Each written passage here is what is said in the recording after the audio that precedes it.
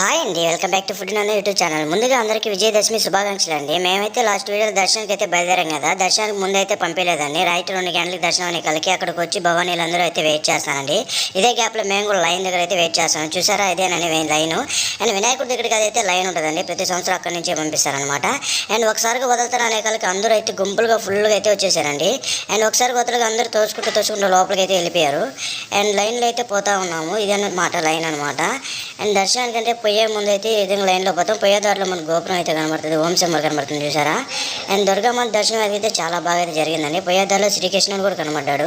And అలాగే లైన్లో పోతానే ఉన్నాం. పోయేదారిలో అందరూ జై భవానీ జై జై భవానీ అని స్లోగన్స్ అంతా చేస్తూ ఉన్నారండి. భక్తి భజన అయితే చేస్తున్నారు. అదే గోపురం అనమాట. అదైతే దుర్గామాత గోపురం అనమాట, వేయి గోపురము. అండ్ ఇక్కడైతే వాటర్ బాటిల్ కూడా అందిస్తున్నారండి. చాలా బాగా అనిపించింది నాకు. పోయేదారిలో ప్రతి ఒక్కరికి వాటర్ బాటిల్ అయితే ఇస్తూ ఉన్నారు. అండ్ ఫైనల్గా దర్శనం దగ్గరికి అయితే వచ్చేసామండి. ఇదైతే దర్శనం గుడిలో పోయే లైన్ అనమాట. మొత్తం 3 లైన్లు అయితే పంపిస్తున్నారు.